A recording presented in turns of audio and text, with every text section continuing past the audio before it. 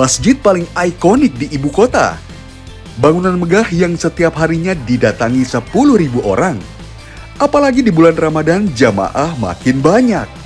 10.000 porsi makanan gratis pun dibagikan untuk jamaah. Masya Allah, sahabat masjidku. Sebuah kebanggaan, Indonesia memiliki masjid terbesar se-Asia Tenggara. Masjid Istiqlal di Jakarta. Kapasitasnya kurang lebih sekitar 200.000 jamaah. Wah, ternyata bukan cuma saya saja yang tertarik dengan keistimewaan Masjid Istiqlal, tapi juga turis-turis dari negara seberang, seperti Asia, Timur Tengah, Eropa, hingga Amerika. Is it your first time here? Yes, very yeah, my first time here. So what do you think about this mosque? Well, Allahu Akbar. Allahu Akbar, Masya Allah. Bicara soal Masjid Istiqlal, tentunya yang paling menarik perhatian adalah arsitekturnya. Sahabat masjidku, salah satu yang menjadi ikon di masjid ini adalah di atas. Kubah raksasa Masjid Istiqlal. Diameternya 45 meter yang mengindikasikan syarat akan makna kebangsaan. Yang berarti Indonesia merdeka pada tahun 1945. Masya Allah. Kubah di atas saya ini besar sekali ya.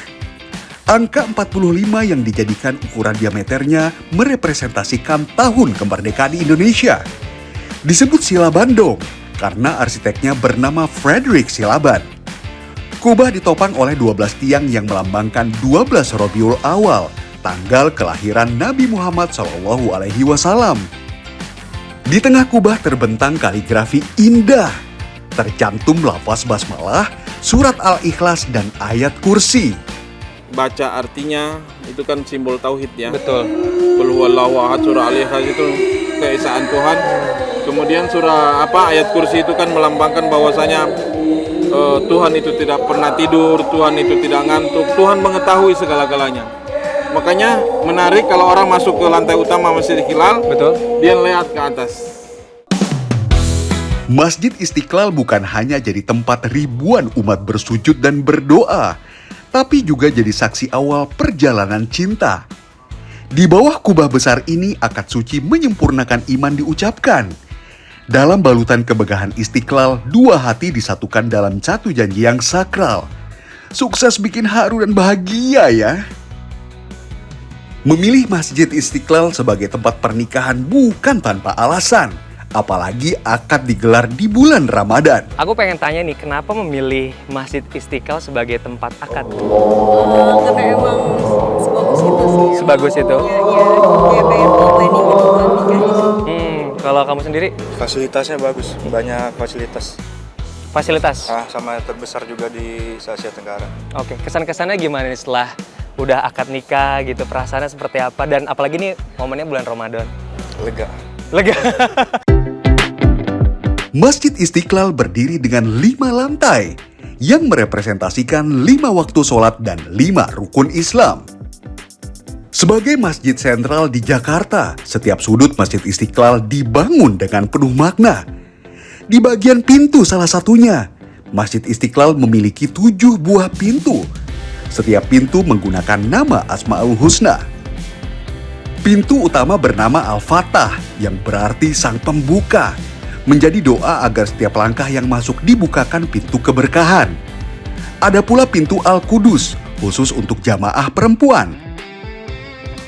Sebagai masjid utama di Jakarta, Masjid Istiqlal juga menjadi masjid yang inklusif ya, ramah bagi penyandang disabilitas. Kalau untuk gerbang masuknya itu ditambah 3 pintu baru setelah renovasi. Al-Malik, Al-Ghaffar, Al-Aziz, Al-Jabbar yang baru itu yang dari lapangan Banteng ke Istiqlal, Al-Jabbar, Al-Fatah, Al-Mu'min baru, kemudian As-Salam dan Al-Majid. Nah, kiswah itu tahun 2019. Jadi kiswah itu kan kain yang menutup Ka'bah ya. Betul. Yang kiswah yang ada di Istiqlal itu kain yang menutup pada tahun 2019 saat Covid.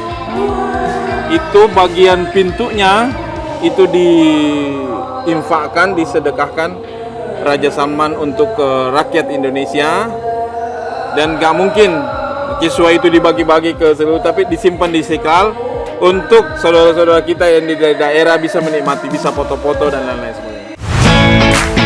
Menyusuri berbagai sudut Masjid Istiqlal, ternyata ada banyak hal yang membuat saya terkesan. Yang ini salah satunya. Sahabat masjidku, selama bulan Ramadan, Masjid Istiqlal itu punya beberapa kegiatan. Salah satunya adalah ada di dalam ini, yaitu belajar Al-Quran Isyarat. Seperti apa sih belajar Al-Quran Isyarat? Kita masuk dalam ini. Di salah satu ruangan terlihat sekumpulan jamaah berkumpul. Tangan mereka bergerak perlahan mengikuti gerakan seorang pengajar. Ternyata ini adalah kegiatan belajar Al-Quran Isyarat. Setiap huruf, setiap ayat diterjemahkan ke dalam gerakan tangan. Sebelum tahun 2019, teman-teman tunarungu belum memiliki panduan resmi untuk membaca huruf hijaiyah dalam bahasa isyarat. Selama ini mereka hanya melalui terjemahan makna. Proses pembelajaran dilakukan agar saudara-saudara kita yang tunarungu juga bisa memahami dan menghafal Al-Quran. Jadi mungkin selama ini teman tuli itu belum nggak bisa ngaji gitu. Tahunya mungkin selama ini Bismillah itu dengan menyebut nama Allah diisyaratkan. Betul. Tapi dengan pelatihan hari ini teman-teman tuli tahu ba itu gimana isyaratnya, ba kemudian alif seperti ini, lam seperti ini, mim seperti ini, sehingga mereka membaca Al-Quran sama seperti kita yang normal, yang bisa mendengar, bisa melihat. Masya Allah. Begitulah metodenya. Sistem isyarat untuk huruf hijaiyah disusun lengkap dengan harokat, tanwin, dan tanda baca agar teman tuli bisa membaca Al-Quran. Itu bahasa-bahasa itu sendiri memang universal di semua negara? Hampir di semua negara Sama? Oke. Apa namanya, hijaiyahnya, isyarat hijaiyah. Peserta kelas banyak juga ya. Mayoritas datang dari Jabodetabek, terutama Jakarta. Bukan hanya teman tunarungu, tapi juga guru SLB dan sahabat dengar yang ingin turut berkontribusi. Pelatihannya dimulai dari tingkat dasar, praktik, hingga ujian. Dan peserta yang lulus akan mendapatkan sertifikat dan bisa jadi pengajar. Dan salah satu elemen paling menonjol dari Masjid Istiqlal adalah menaranya. Tidak seperti masjid kebanyakan, Masjid Istiqlal hanya memiliki satu menara saja, yang bermakna Allah hanya satu yang Maha Esa. Yang di sini simbol agamanya adalah menara ini. Oh, oke. Ini tingginya 6.666 cm. Yang berarti jumlah ayat di dalam Al-Quran menurut satu pendapat ya, karena ada beberapa pendapat. Pendapat itu jadi tingginya 66,6 ya, atau kalau di sentimeter 66,6 meter, artinya 6.666. Di atas kubah yang Ka'bah ya ada besi lancip menjulang ke langit. Itu tingginya 30. Itu simbol jumlah bahwasanya Al-Quran itu terdiri dari 30 juz. Berdiri di atas kawasan seluas 10 hektar dengan luas bangunan 3 hektar. Masjid ini bisa menampung 150 sampai 200 ribu jamaah. Masya Allah. Dengan luas masjid yang begitu besar dan banyaknya jamaah yang datang, ternyata Masjid Istiqlal memiliki 400 karyawan. Ini memang membutuhkan biaya sangat besar ya, terutama untuk pemeliharaan, kebersihan, keamanan. Sementara anggaran untuk kami itu memang terbatas. Jadi per bulan itu kami bisa menghabiskan sekitar 200 juta kurang lebih. Ya. Itu untuk? Oh semua. Untuk maintenance, security, keamanan, kebersihan, lalu teknisi ya, lampu listrik, sound system, kemudian untuk yang gaji marbot ya, gaji karyawan, semua diambil dari situ. Tak banyak yang tahu di bawah megahnya Masjid Istiqlal, ternyata Istiqlal juga memiliki sekolah. Jadi untuk sekolahnya sendiri atau kegiatannya itu dilakukan setiap hari dari pagi sampai dengan siang hari. Tepatnya di bawah dari Masjid Istiqlal itu sendiri. Baru pada tahu kan? Tidak lengkap jika saya tidak berkunjung ke salah satu ikon paling viral di Masjid Istiqlal, yakni terowongan silaturahmi. Terowongan yang dibangun sebagai penghubung antara dua rumah ibadah besar yang berdiri berhadapan di jantung ibu kota, Masjid Istiqlal dan Gereja Katedral. Nah, di gerbang terowongan ini kita dengar musik, ada suara beduk, ada musik-musik nuansa Islami. Dia kasih masuk, terowongannya sih nggak terlalu panjang, sekitar 100 meter kurang lebih. Kiri kanan ada ornamen ya, ini terbuat dari perunggu. Ini batasnya di sini. Biasanya kami kalau bawa tamu dari Istiqlal serah terimanya di sini. Dari Masjid Istiqlal mau ke Gereja Katedral disambut di sini, atau dari Gereja Katedral mau ke Istiqlal itu penyambutannya ini batas ini, border. Terowongan ini berada di bawah jalan raya yang memisahkan keduanya. Di dalamnya terdapat pencahayaan lembut, dinding dengan ornamen geometris, serta area yang bisa digunakan untuk pameran atau kegiatan bersama. Terowongan ini bukan sekedar akses fisik, dia menjadi simbol dialog, persaudaraan, dan toleransi antar umat beragama. Tidak terasa waktu berbuka puasa hampir tiba.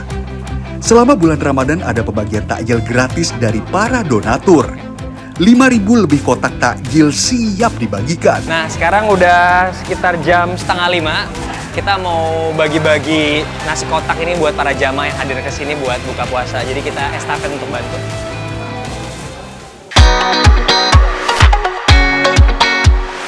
Saya pun ikut membagikan takjil ini ke para jamaah. Sebuah pengalaman yang sangat menyenangkan. Ya, sekarang sudah pukul 5, sudah kita tata. Jadi setiap satu baris ada 2 box, totalnya 20. Nanti sekitar jam 17.45 langsung kita bagikan satu-satu ya. Jadi nggak usah pakai ngantri, kita langsung bagikan. Bagi saya puasa kali ini terasa istimewa. Bukan hanya menahan lapar, tapi juga mengisi hati dengan ilmu dan kebersamaan di bulan Ramadan. Terus gimana kegiatan di sini sendiri dari siang atau baru datang sore? Tadi habis kampus pulang siang terus habis sini sore. Gitu. Tadi udah ikut kajian juga berarti di sini ya. Oke, terus gimana pengalaman seru nggak nih bisa dapet takjil seperti ini? Alhamdulillah dapat takjil gratis, jadi bisa hemat untuk anak mahasiswa. Nah, itu yang penting, hemat buat mahasiswa juga ya. Jadi next mau datang sini lagi nggak? Mungkin lain kali kesini.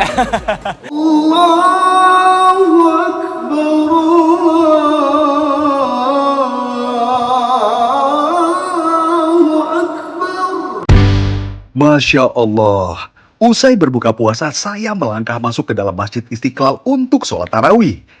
Ribuan jamaah memenuhi ruang utama yang begitu lapang. Dikenal sebagai simbol rasa syukur atas kemerdekaan Indonesia, nama Masjid Istiqlal diambil dari bahasa Arab. Istiqlal artinya merdeka.